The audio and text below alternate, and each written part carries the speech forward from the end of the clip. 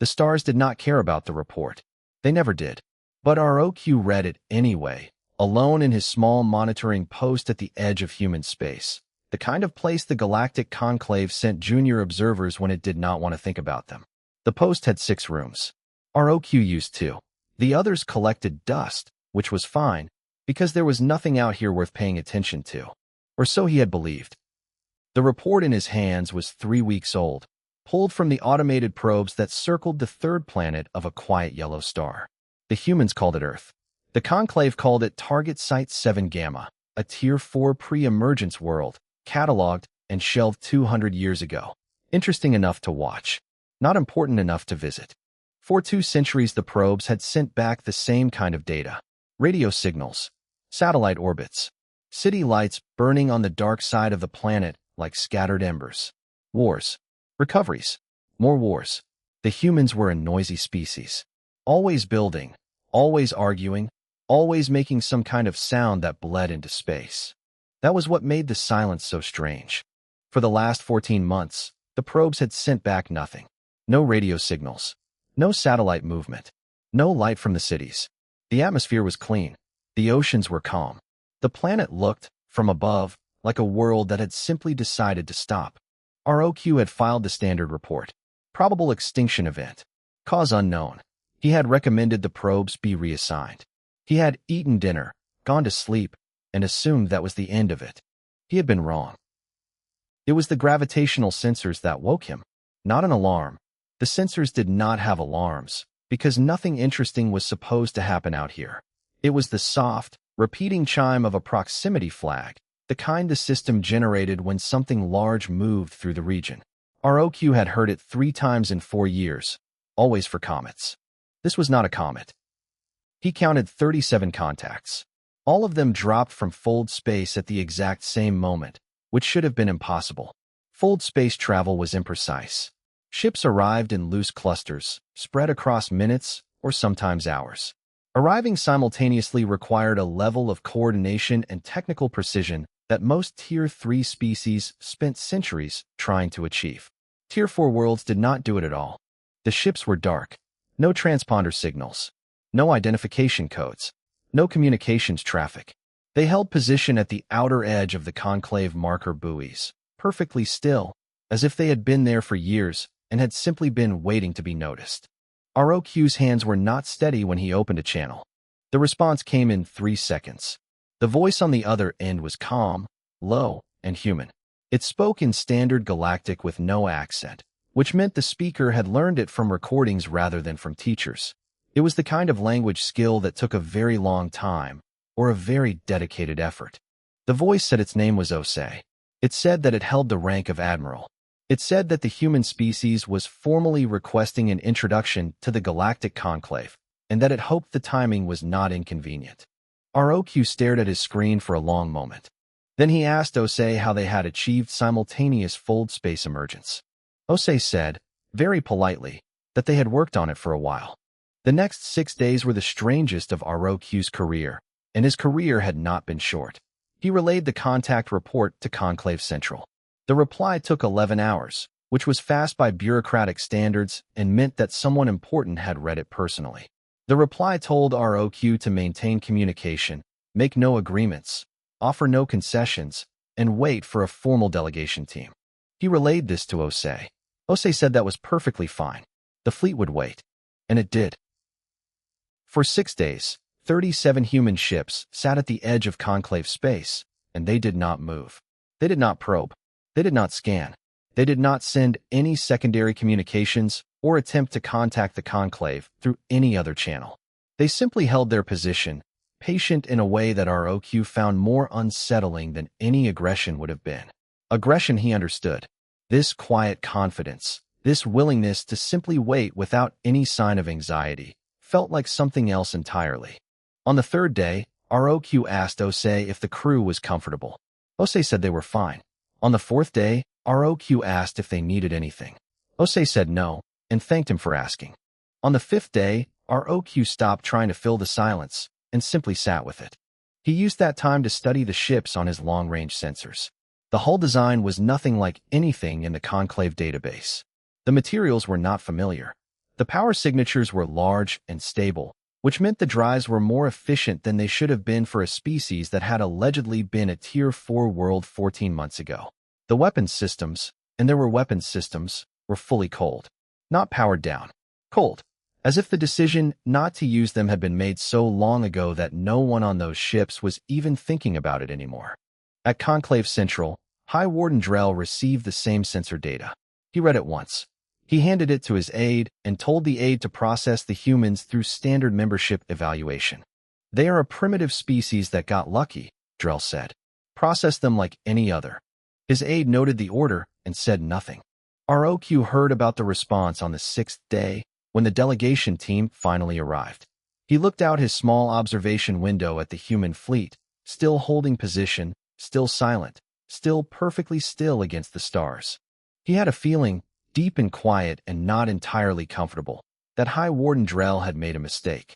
He did not file that feeling in his report, but he did not forget it either. The shuttle arrived without ceremony. No escort. No announcement. It came in from the human fleet at a steady, unhurried speed, docking at Veldoreth Station like a ship that had made the journey 100 times before and found it unremarkable. The station crew had expected something dramatic, because everything about the humans so far had been quietly dramatic. Instead, the docking clamps clicked, the airlock cycled, and a single woman walked through the door. She carried one bag and one data slate. Nothing else. Her name was Sarah Foley. She was the human ambassador, though she had not introduced herself with that title. She had introduced herself with her name, a handshake, and a question about where she could find something to drink before the meeting started.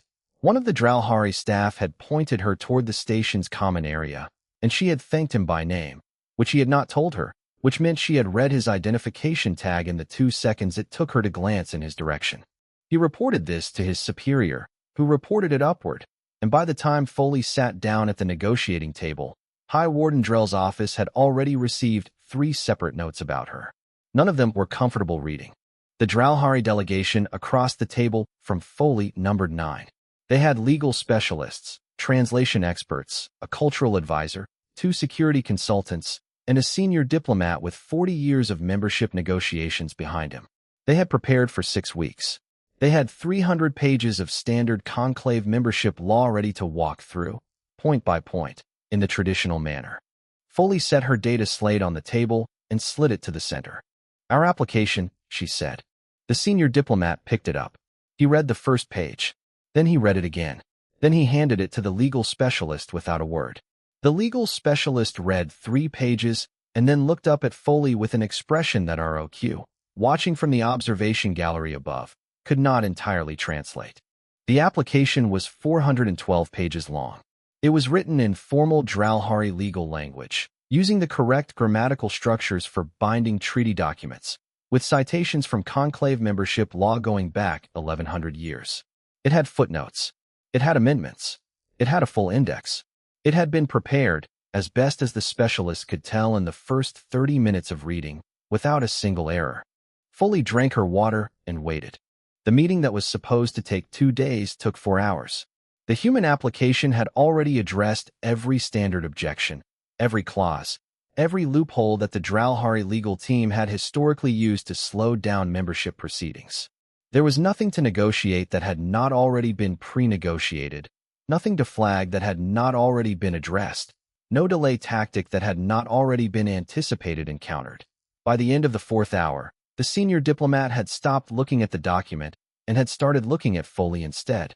She seemed perfectly comfortable being looked at. On the 2nd day, she offered them the medical database. This was not part of any negotiation. She simply set a second data slate on the table and said that humanity had developed treatments for a number of diseases in the process of solving their own medical problems, and that several of those treatments appeared to work on conclave species as well, and that she thought the conclave's medical board might find it useful. The Dralhari legal team went quiet. Medical data was traded, licensed, sold. It was never given. The idea that it might simply be handed over, without conditions attached, without a price set, without even a future favor requested in return, did not fit inside any framework any of them had been trained to use. One of them asked if there were conditions. Foley said no. The senior diplomat asked why. Foley said that people were sick. She said it the way someone says a thing that is simply true and requires no further decoration. Upstairs in the observation gallery, ROQ watched the faces of the Dralhari delegation and thought that he had never, in 22 years of conclave service, seen a room full of experienced diplomats look so thoroughly uncertain about what to do next. Meanwhile, elsewhere on Veldorith Station, things were happening that were also being reported upward. Captain Ilya Reyes had arrived with a small team. For people, no weapons, no armor. She moved through the station with the ease of someone who had been in uncomfortable places before and decided a long time ago not to let discomfort dictate her behavior. The alien species present watched her from corridors and doorways. Humans were smaller than most conclave species, which some had expected to find reassuring. They did not find it reassuring.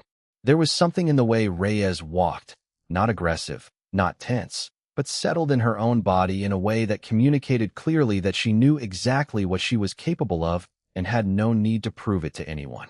The Grethari military liaison, Sword, met her in the corridor outside the tactical briefing room. Sword was large even by Grethari standards. He performed the traditional dominance press, a chest-to-chest contact used to establish hierarchy before a meeting, a custom so old in Grethari culture that most species simply submitted to it rather than make a scene. Reyes did not step back. She did not match his posture or try to push in return.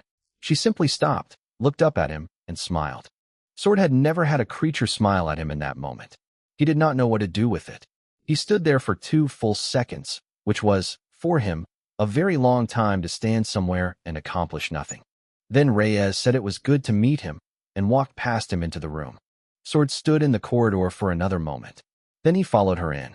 In a different part of the station, young navigator Brenado had been left alone in a waiting room with a Dralhari elder named Vel, who had been appointed to sit with the junior human officer as a kind of low-priority assignment. Vel had intended to say very little and observe. He was good at observing. He had done it for 60 years. Addo asked him, within the first 3 minutes, how old the Dralhari writing system was. Vel told him, because it was an easy question. Addo asked what the oldest surviving Dralhari text said. Vel told him that too, because it was still an easy question, and he found himself telling it with more detail than he had intended. An hour later, Vel was still talking. He had not spoken this much in a single conversation in years. Addo asked questions the way some people breathe, steadily, naturally, as if silence were the thing that required effort. By the time the waiting room door opened to call them both back to the main proceedings, Vel was explaining the Third Dynasty's agricultural reforms with genuine enthusiasm. He filed his observation report that evening. He wrote that the young human navigator posed no security concerns. Then he paused and added a second line. He wrote that the young man was the most genuinely curious person he had met in 40 years of conclave service, and that he was not entirely sure what to do with that information. High Warden Drell read both reports, Vel's and the negotiation team's, before going to sleep that night. He sat with them for a long time. Then he set them aside and told himself that a species being prepared was not the same as a species being dangerous. He slept poorly regardless. Deep space had a particular kind of silence to it, different from the silence of an empty room or a quiet night. It pressed. It had weight. Out in Sector Nal Veth, far from any station or settled world, the Conclave had built the Proving Ground, a stretch of empty space seeded with sensor arrays, drone platforms, and simulation projectors. Every species that had ever applied for Conclave membership had been tested here. Most had not known what to expect. The humans, predictably, had asked for the full technical specifications of the facility 2 weeks in advance. The Conclave had debated whether to provide them. In the end, Drell had approved the request, not out of generosity, but because he believed it did not matter. Knowing how a trap is built does not mean you can escape it. He had watched 40 species pass through the Proving Ground in his lifetime. He had seen brilliant species fail. He had seen humble species surprise everyone. He had never seen a species solve the first trial in 40 minutes. The scenario was called the Gravity Snare. A simulated colony vessel, slow and heavily loaded, caught in the pull of a collapsed star, with a fleet of raider ships closing in from 3 directions. The candidate species was given a small inventory of countermeasures, a partial sensor picture, and 4 hours. The goal was to get the colony ship out alive. Most species saved the ship by sacrificing something: crew, cargo, another vessel. A few managed it cleanly, but only after exhausting every other option over 3 to 4 hours of careful work. Admiral Dara Osei looked at the scenario for 11 minutes. ROQ was in the observation gallery with 6 senior conclave analysts. They were watching the human command feed on a split screen, comparing it to the standard playbook. Osei was not using the standard playbook. He was not using any of the 3 known variations of the standard playbook. He was doing something that none of the analysts could initially categorize, and analysts who could not categorize things tended to go very quiet. He used the gravity of the collapsed star itself. Instead of fighting the pull, he angled the colony ship's emergency thrusters to work with it, building speed in a curve rather than trying to break away in a straight line. He sent one of his drone vessels ahead at maximum speed with its reactor running hot, not as a weapon, but as a noise source, spraying the radar sensors with enough interference that their targeting broke down for 90 seconds. In those 90 seconds, the colony ship threaded through a gap in the radar formation that the Conclave's own tactical database had not marked as a viable exit corridor because no one had ever tried it before. The gap was narrow. The margins were very small. The colony ship came through clean. The analyst beside ROQ checked the time log. He checked it again. He said nothing, but he set down his pen, and he did not pick it up again for the rest of the session. The second trial was harder. It was not a battle. It was a question. The scenario presented a conclave world under attack by an engineered plague, fast-moving, airborne, fatal to the dominant species on the planet within 72 hours. The cure existed, but producing enough of it required the full use of a medical facility on a smaller inhabited moon. Using the facility meant releasing a sterilization compound into the moon's water supply as a byproduct. The moon's population would survive, but would not be able to reproduce. Every candidate species was given the same 2 options: save the larger population, or preserve the smaller one. Mathematics versus morality. Most species chose mathematics. A few chose morality. All of them chose one or the other, because those were the only 2 options. Ambassador Foley read the scenario brief, set it down, and asked who was managing the sterilization compound supply chain. The trial moderator said it was a simulated scenario, and the compound was part of the fixed parameters. Foley said she understood, and asked again who was managing the compound supply chain. There was a pause.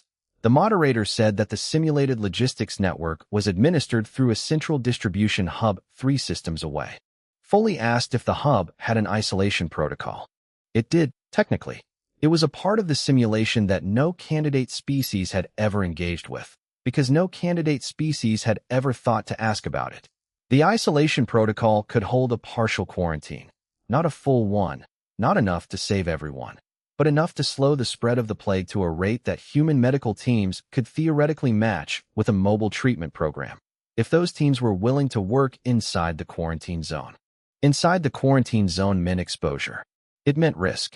It meant people volunteering to go into a dangerous place and treat strangers with no guarantee they would come out safely. Foley said her people would staff the treatment teams. No one had asked her. No one had included it as an option. She had simply found the third path and offered what it cost, without being prompted. The trial room was quiet for a long time after that. ROQ watched Osei during the debrief session. The admiral sat with his officers and listened to each of them speak in turn, asking questions, making notes, not interrupting. Young Addo was there at the far end of the table, the youngest person in the room by a decade, taking his own notes in a handwriting so small that ROQ could not read it from the gallery. At one point, Osei caught Addo looking uncertain about something and simply nodded at him. Addo nodded back. Whatever the exchange meant, Addo's posture changed after it. Sword, who had been assigned as conclave military observer for the trials, had watched Reyes for 2 full days. He had watched her manage the tactical trial from a secondary console, talking her junior crew through decisions rather than making the decisions herself, catching errors before they became problems, never once raising her voice. He had spent his career watching commanders. He knew the difference between someone performing confidence and someone who had earned it. He filed his observer report. It was 4 lines long, which was unusual for him. The last line said that if a war came to this region of space, He would not want to be on the opposite side from the humans. It was the most generous thing Sword had ever written about anyone. High Warden Drell read all 3 reports from the trials and made a decision. He did not share it with anyone. He sent a private message to a contact outside the Conclave's official channels, a name that did not appear in any public record. The message said 2 words, "Proceed anyway." On the human fleet, 2 days after the trials ended, proximity alarms went off across every ship at once. Atto was in the navigation bay when it happened. He looked at his screen. He looked at the numbers. His first thought was that the sensors were wrong. His second thought, which arrived very quickly behind the first, was that the sensors were not wrong. 90 ships had just dropped from Fold space, and they were not Conclave vessels. He opened the command channel and kept his voice flat and steady, the way Osei had taught him to do when everything was happening at once and the crew needed to hear something calm. He said, "Admiral, we have contact." 11 minutes before the Raider fleet dropped from Fold space, the human ships had already moved. Nobody told them to. Nobody detected the danger 11 minutes early by accident. The sensors that flagged it were passive listeners, tuned to catch the faint gravitational distortion that Fold space travel left in its wake, the way a heavy object leaves a dent in soft ground even after it has been lifted. Most species did not bother to listen for those distortions, because they were faint and the calculations required to interpret them were difficult, and the window between detection and arrival was never more than a few minutes anyway. But 11 minutes was enough. By the time 90 Raider ships arrived, the human fleet had already rotated into combat configuration. The formation they used had no name in any Conclave tactical database, because no Conclave species used it. It was compact, interlocking, with each ship positioned to cover the blind spots of the 2 ships beside it, so that firing on any single vessel from outside the formation would also expose the attacker to fire from 3 other directions simultaneously. Dismantling it required either overwhelming numbers or a willingness to take very heavy losses very quickly. The Raiders had expected to find 37 sitting targets. They had not planned for this. Our OQ watched from the station feed, which was receiving data from the sensor buoys scattered across the sector. He had seen battle footage before. He had reviewed hundreds of engagement records during his time at the Conclave. He had never watched anything that looked quite like this. Human ships moved differently.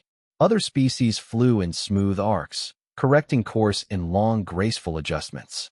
Human ships moved in short, sharp increments, micro-corrections that looked almost jerky at first and then revealed themselves to be something else. Precision. Total precision. Each correction was exactly as large as it needed to be and not a fraction larger. It made the ships harder to track, harder to lead with a targeting system, because the motion did not follow the patterns that targeting systems were designed to anticipate. The Raider fleet fired first and hit very little. Reyes commanded from her own vessel, the Aldera, which took the hardest fire of any ship in the first wave. A Raider group of 12 broke left and came in on her engine section, which was the right call tactically, damaged the engines, and the whole ship loses its mobility advantage. They scored 2 hits. The first hit breached an external coolant line.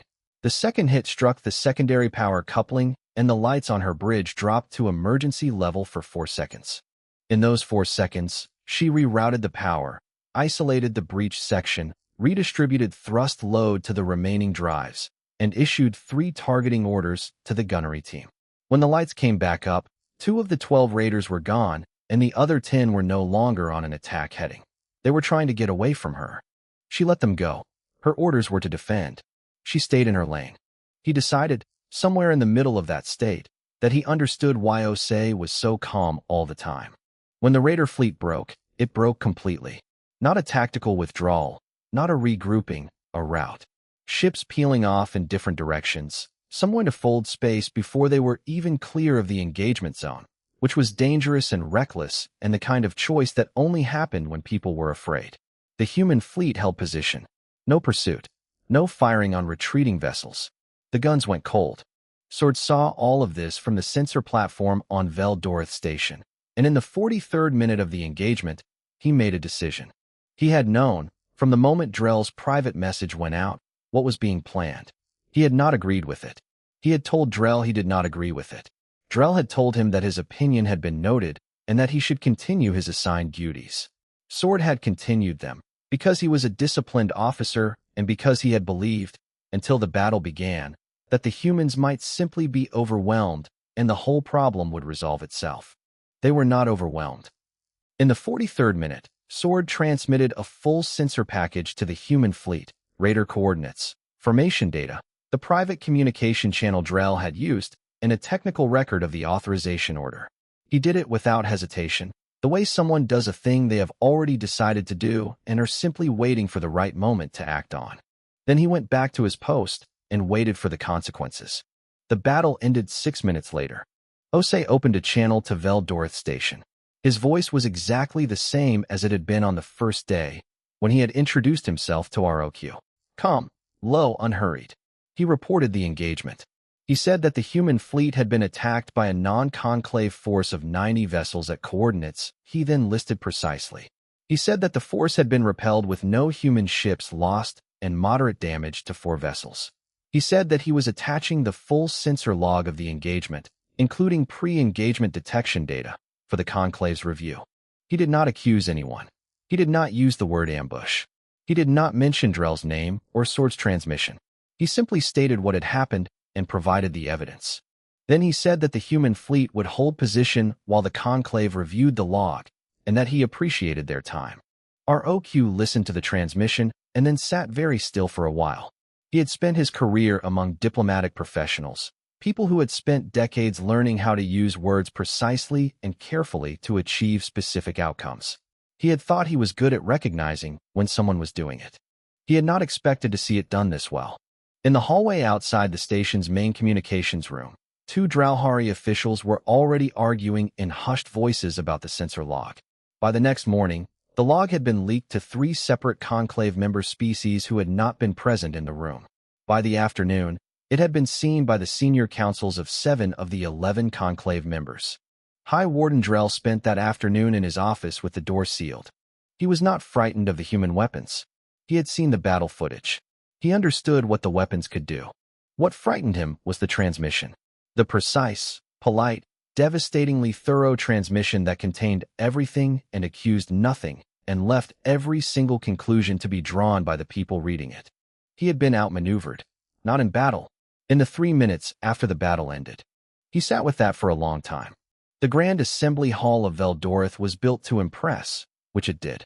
The ceiling was 300 feet high, carved from a single continuous piece of pale gray stone that 11 conclave species had agreed upon as neutral after 4 years of architectural debate. The seats rose in concentric rings around a central floor, and the acoustics were designed so that a speaker standing at the center could be heard without amplification in every corner of the room. It was a place built for important decisions, and it made everyone who stood in its center feel small in a way that was probably intentional.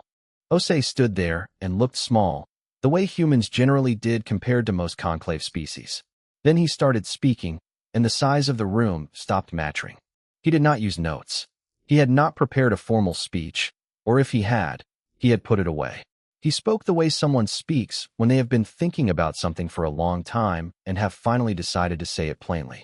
He spoke in standard Galactic, which he had learned from recordings and which he used with a care that was close to surgical. He told the assembly about Earth. Not the version on the Conclave's probe reports, not the radio signals and the city lights and the satellite orbits.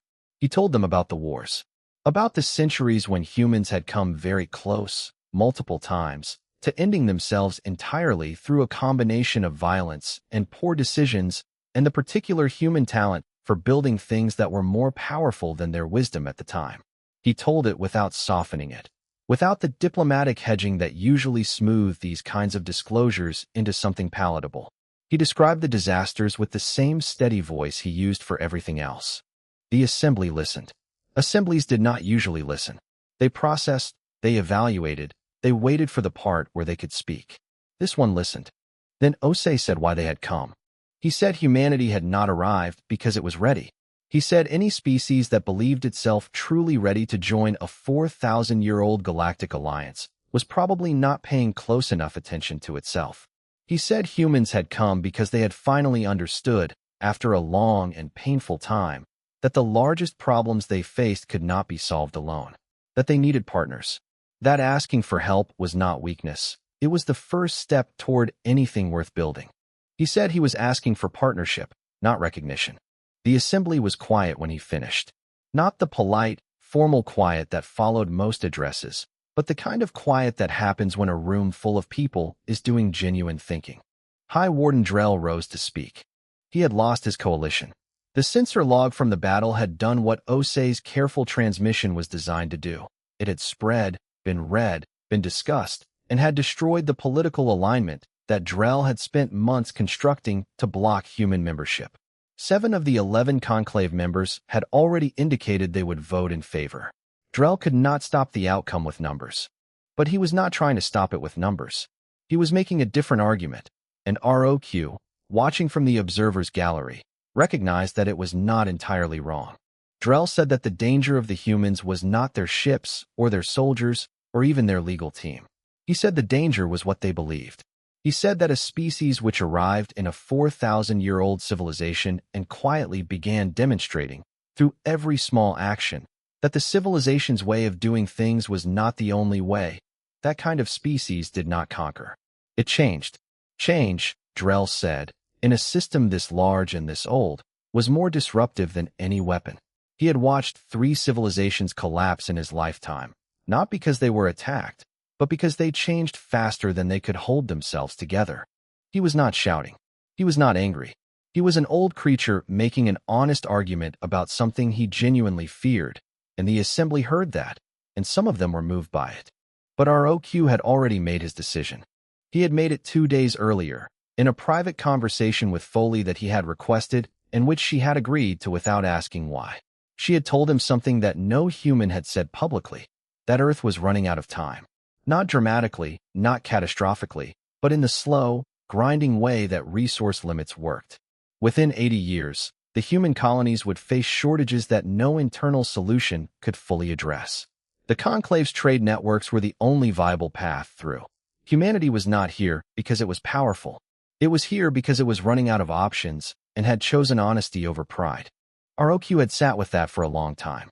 He thought about all the species he had seen arrive at the Conclave over his career and how many of them had come with performances. Performances of strength, of culture, of sophistication. All of them had hidden the real reason. All of them had walked in pretending to be larger than they were. Foley had told him the truth, knowing he could use it against them. He was the first conclave observer in 400 years to speak from the floor of the Grand Assembly in advocacy of a candidate species. The rules permitted it, technically. The tradition against it was so old that most people had forgotten the rules even allowed it. He did not make a long speech. He said 3 things. He said that he had spent 6 weeks with the human delegation and had not once caught them in a lie. He said that in his experience, a species willing to be honest about its weakness was more trustworthy than a species that insisted it had none. He said that the conclave was built to endure, and that what endured was not the things that refused to change, but the things that were strong enough to absorb change without losing their purpose. Then he sat down. The vote was 7-4 in favor of human membership.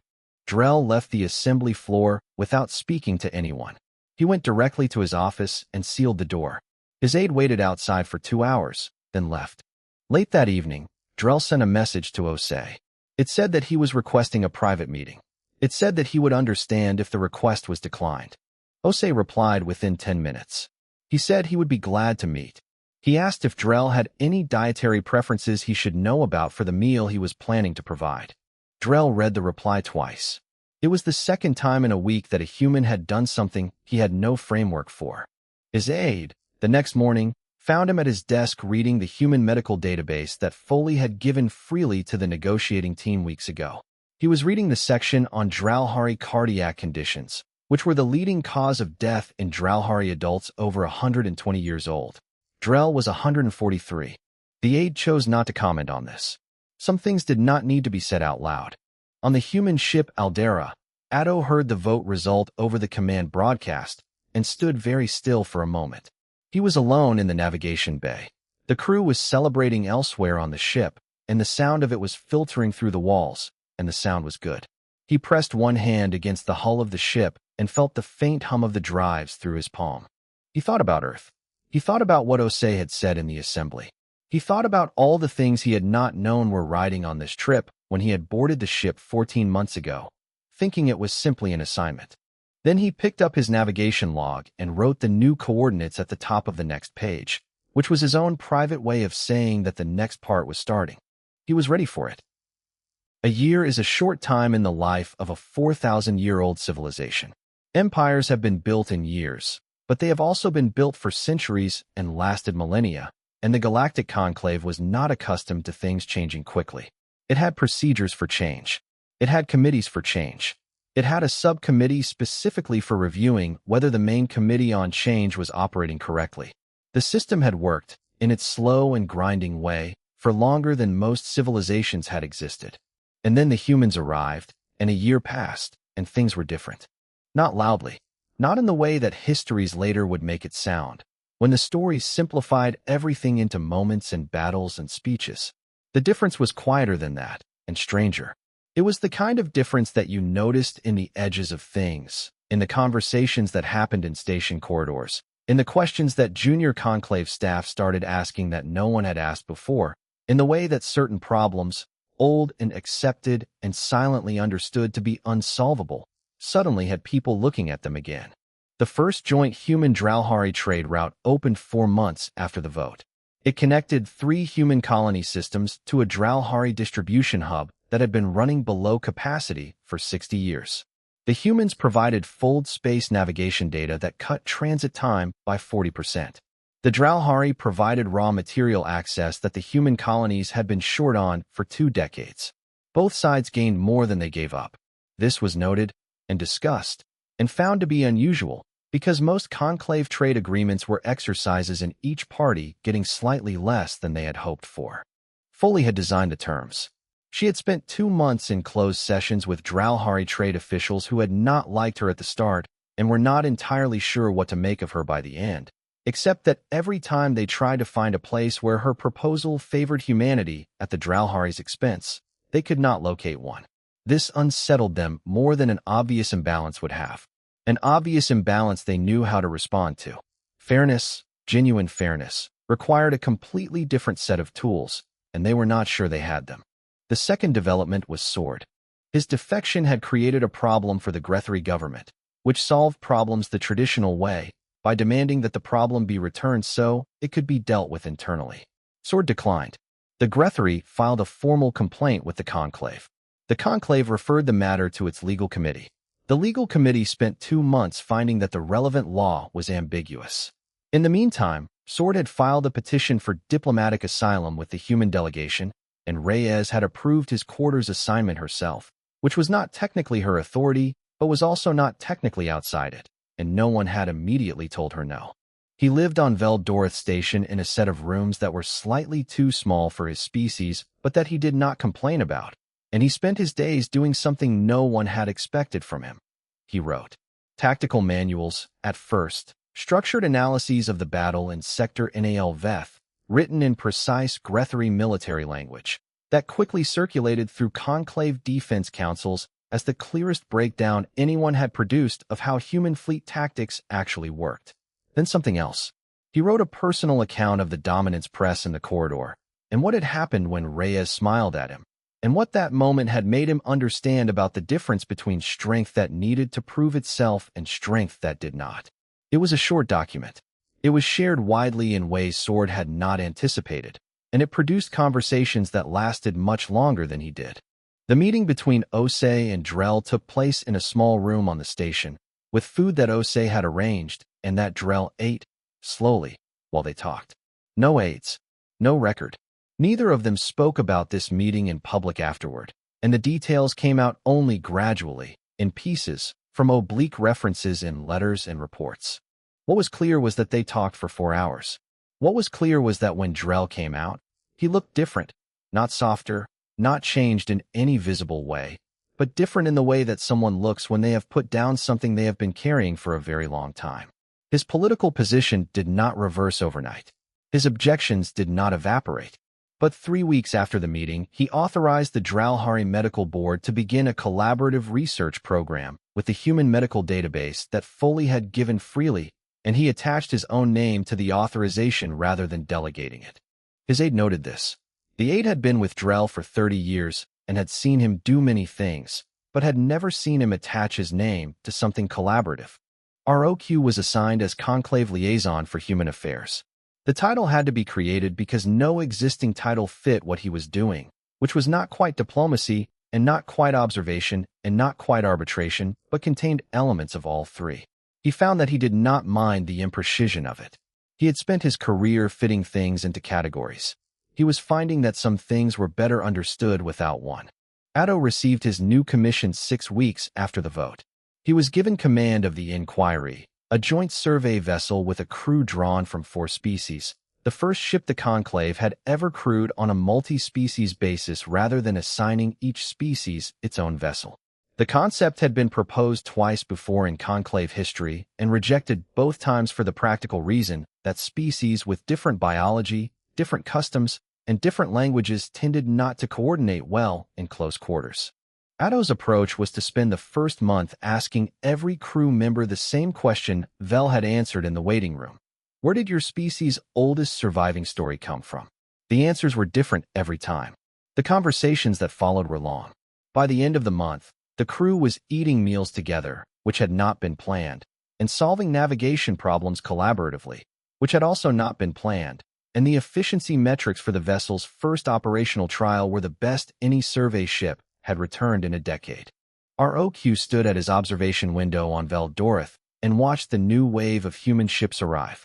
Not warships, a water reclamation platform, 3 agricultural science vessels, a mobile hospital, a construction ship whose carried materials were designed for structures that could be assembled in vacuum. They came in without ceremony, just as the first fleet had, and they docked, and their crews came out, and they got to work. He dictated his final reclassification report while watching them. The original classification for humanity had been Tier 4 pre-emergence. He had considered upgrading it to Tier 1, which was the highest designation the Conclave used and which indicated full peer status. It was accurate, technically, but it was not quite right. The tier system described what a species was. It did not describe what a species did. He wrote a new category. He wrote the description carefully, crossing out 3 versions before settling on the 4th. He wrote that the classification applied to a species whose primary function within a larger system was not military, not economic, not political, but catalytic, a species that changed the conditions around it simply by being present and operating according to its nature. He wrote the final line of the report and read it back to himself. It said, classification, catalyst, handle with hope. He filed it. The system accepted it. Somewhere in the Conclave's vast administrative network, a new entry was created, and the old one was marked superseded, and the change was so small in administrative terms that it generated no notifications and no alerts and no committee review. But on the star map that the Conclave maintained, updated for the first time in 100 years to reflect new membership, a new light appeared. It was small, blue-white, unremarkable at a distance, the kind of star you could pass without noticing if you were not looking for it. Earth. Finally on the map. Not at the edge, not at the bottom of the tier ranking. Just there, among the others, in its place, as if it had always been there and the map had simply been missing something until now. ROQ looked at it for a long time. Then he closed the report, put on his coat, and went to find Addo to say goodbye before the inquiry departed in the morning. There was a lot more to do. There always was. But tonight, at least, it felt like the right kind of work.